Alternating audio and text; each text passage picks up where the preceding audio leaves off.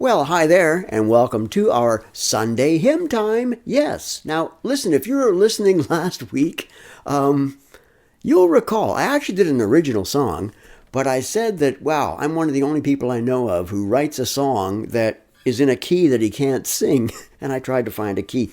I'm going to do a song for you this time that, well, I'm not even 100% sure I'm doing it correctly.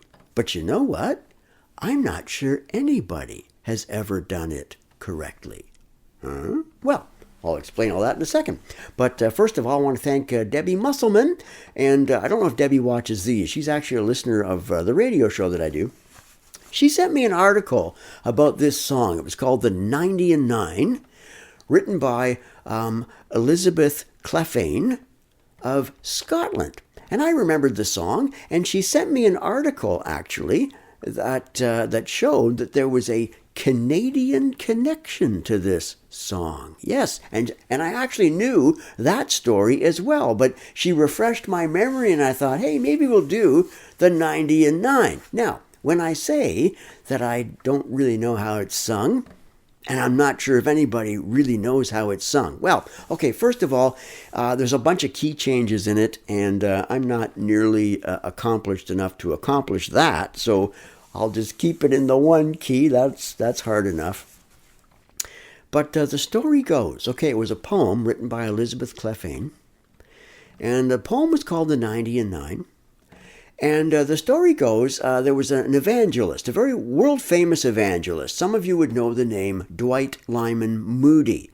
D.L. Moody. Back in the 1800s, he preached to hundreds and hundreds of people. And he preached the gospel.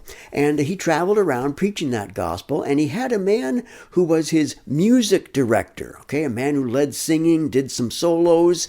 And his name was Ira Sankey. Now, the story goes that Ira Sankey found this poem in a newspaper, clipped it out of the newspaper, and just stuck it in his pocket. Well, one night, after a very powerful and moving message, the evangelist, D.L. Moody, turned to Ira Sankey, and he said, Ira, do you have a special song that we can close this meeting with properly, And he didn't have anything prepared.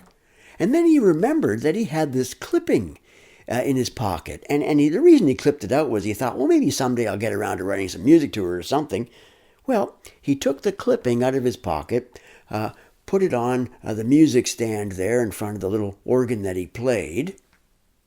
And right there on the spot, he came up with the melody of this hymn. Just kind of made it up right there on the spot. Now, so as I say, no recordings back then in the 1800s. So would have been great to have been there that night, though, wouldn't it? So I think to myself, well, I'll probably do this song unlike anyone else, but it's okay, because I'm not sure any of us have ever done it the same way that Ira Sankey did it. Now, before I get to that song and the Canadian connection, all right, quick reference here to this story. Many of you would know it, but it's interesting because it's in two different gospel accounts, Matthew 18 and Luke 15, but in two different occasions. And so it tells me that Jesus probably enjoyed telling this story as much as people enjoy hearing this story. So in Luke 15, you can see it in connection with, he told a couple of different parables there in Luke 15, including, the very famous story of the prodigal son, the lost man who came back. In one of those stories, God is actually this woman who loses a coin and searches the house till she finds it. And in the first story, it's the shepherd who leaves 99 sheep out on a field somewhere because he realizes, hey, there's one missing, and he goes off to find it. And in Luke's gospel, he rejoices because I found my lost sheep, and God's interested. In fact, Jesus was telling these people, no, the religious leaders, right? Because they were saying, hey, he hangs out with sinners, he eats with them, all these wrong people. And Jesus is trying to let them know that no, you've forgotten. You've gotten so religious. You've forgotten why I came in the first place, and why I was first interested even in you. And so he tells those stories. And in Matthew 18, he's talking about children, because again, people were complaining. What are you interested in kids for? And Jesus said no. And in a couple of different places, he said, listen, unless you become like one of these little people, you'll never enter the kingdom of heaven. Yeah, the kingdom of heaven belongs to such as these. And then he said something really astounding in Matthew 18 and verse 10. He said, see that you do not despise one of these little ones. For I tell you that their angels in heaven always see the face of my Father in heaven. What did he mean by that? Well, I'm not 100% sure, but it's the place in the Bible where we get this notion, hey, do children especially have a guardian angel? Maybe so. But then he says this in verse 12 of Matthew 18. He says, what do you think? If a man owns 100 sheep and one of them wanders away, will he not leave the 99 on the hills and go off to look for the one that wandered off? And if he finds it, truly I tell you, he's happier about that one sheep than about the 99 that did not wander off. And in the same way, your Father in heaven is not willing that any of these little ones should perish. In Luke 15, he says, your Father rejoices over the one that he found. Now, what do you think? Okay, here's the notion here before I start the song. Because this is what these people would have thought when they first heard this story. Because we love the story, right? The good shepherd, he goes off and he finds that one lost sheep and carries the sheep home on his shoulders. You know, we love that story. But think about it. Here's a shepherd. He's got 100, well, he thinks he has 100 sheep. He realizes he's got 99 sheep. So he leaves all those 99 on the hill and goes off looking for the lost one. And when you think of it, that's ridiculous. It's ridiculous. What do you mean going? You've got 99 out of 100. That's pretty good. That one that wandered off, who cares? Well, God cares. Yes, he's not willing that anyone should perish. He's interested in every single one of us. And so he's the shepherd that will leave the 99 and go after that lost one. Now, I mentioned a Canadian connection to the story. I'll bring that to you after we do this song. And as I say, I may do this one, I don't know. I'll make a few mistakes, I think, but as long as you're willing to overlook them, here it is. The 99.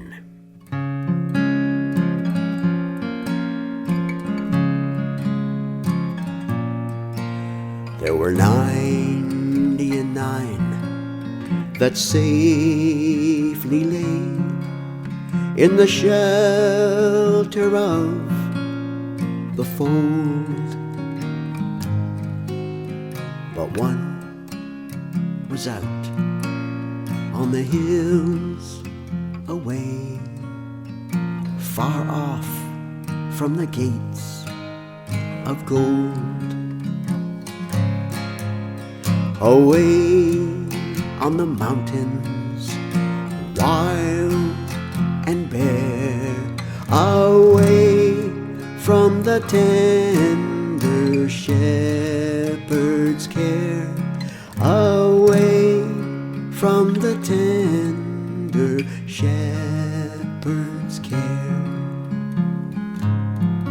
Lord, thou hast here thy 99. Are they not enough for thee? The shepherd made answer, this sheep of mine has wandered away from me.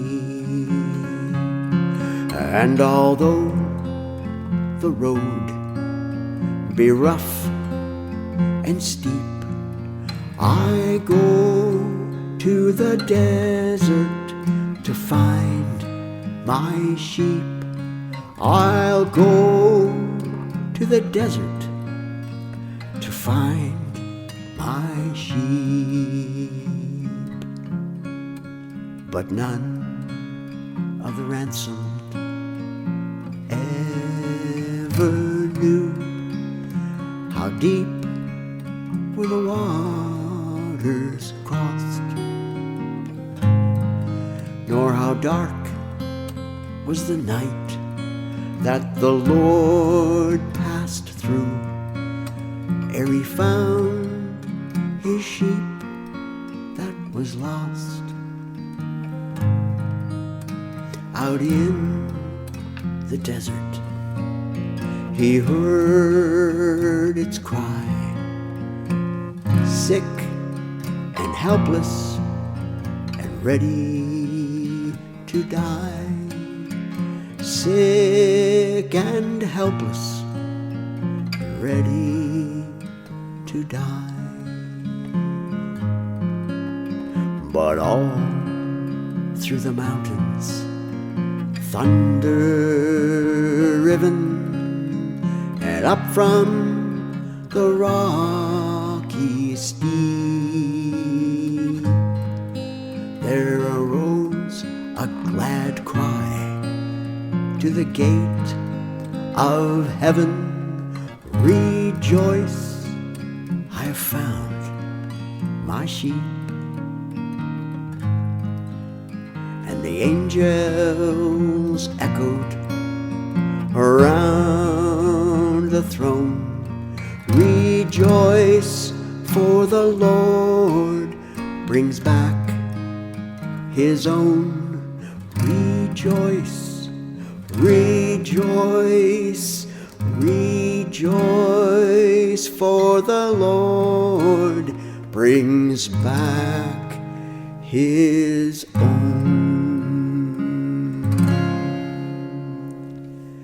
A 90 and 9, written by Elizabeth Clephane of Scotland. Now, I mentioned that Canadian connection. Let me find this article here that was sent to me. And again, I'll thank Debbie Musselman for sending it. It comes from the Alora Fergus Today website. Yeah, not too far from where I am recording this right now. And I'd heard this story. Now, Elizabeth Clephane had written that song, and people have sung it actually over the last century and more. But many people didn't realize that she actually had in mind one lost sheep who wandered and was far away. And that man was her own brother. Her own brother, George Clephane. Now, from what I understand, George and Elizabeth, they were both born into a very well-off family in Scotland back in the 1800s. In fact, their father, Andrew Clephane, was the local sheriff. Now, nothing is known a whole lot about George's early life, except that he sailed for Canada in 1842. And he was coming to his new country as what they call a remittance man, which meant he probably didn't leave Scotland entirely of his own free will. What was a remittance man? Well, if you were a respectable, well-to-do family, but you had somebody in the family that, well, they weren't living very well. Perhaps it was a scandalous kind of life they led. You were trying to figure out a way to straighten them out. What did you do? You sent them off to the wilds of Canada. Man, that'll straighten anybody out. But anyway, and the thing was, you gave them a remittance. So you sent them off, and they would maybe find some work, and you would send them money on a regular basis to take care of themselves. And in some cases, some of these remittance men, yeah, they would have probably bettered their life, right? Taken the money and realized, yeah, I don't want to live here in the wilds of Canada and whatever they had them do, chopping wood or building roads or something. So I want to go back home. I'm going to straighten up and head back home. Kind of like the prodigal son. Now, in George Clefane's case, though, George never got over his fondness for alcohol. And so he kind of squandered his remittance. In fact, pretty much squandered his life away. Yeah, and his sister Elizabeth was so worried about him. Didn't know much, didn't hear too much, back then. Maybe get a letter once in a while. And she was so worried about this one lost sheep. Well, we don't know exactly what happened to George, but the story is told that one night, and it's the I think it's around 1850, 1851, so we don't have any records of exactly what happened, but it is believed that George left a tavern one night in 1851, and he was on a horse, and probably fell asleep on the horse while the horse knew his way back home. But something happened in the night. Probably the horse stumbled there in the darkness, maybe tripped over something. Well, anyway, George was thrown from the horse, and he died. And George Clefane is actually buried not too far from where I am now, in a town called Fergus, Ontario, in St. Andrew's Presbyterian Church. There's you can still find the grave of George Clefane. Again, don't know. I don't even know if Elizabeth really knew what kind of shape he was in, what happened to him, because I can't remember now. I should have, I went and pushed the exit button, but I can't remember now if maybe she had passed away before learning about him. I'm not sure. But the thought I want to leave with you as we think about this song, the 90 and 9, how much God is interested in every single one of us. Again, we think to ourselves, hey, 99 out of 100, pretty good. No, God was interested in that one. Well, I don't know. As I do these songs here, I post them on Facebook, send them to some people in an email, put them here on YouTube. I have some YouTube subscribers, but it's not like Taylor Swift or Justin Bieber or anything like that. And I wonder, first of all, maybe you're listening. Are you that one? Are you that one who's wandered from the fold? Or could it be, long after I'm dead and gone, if there's still something called the World Wide Web and still something called YouTube, is it possible you might be watching this? Are you that one? Did you maybe once serve the Lord and now wandered away, and you're thinking to yourself, well, you don't know what I've done, and he's not interested in me, and he's interested in you. Yes, come back. Come back to him. Yep, you'll discover his arms open wide. Yeah. And he'll be willing to receive you, forgive you, and you can start again wherever you may be, whatever you may have done. Well, we're a bit longer here this time around than usual, but I want to thank you for tuning our way, and may the Lord bless you, whether you're one of those 90 and 9 or whether you're that one that needs to come back to the fold. God bless you.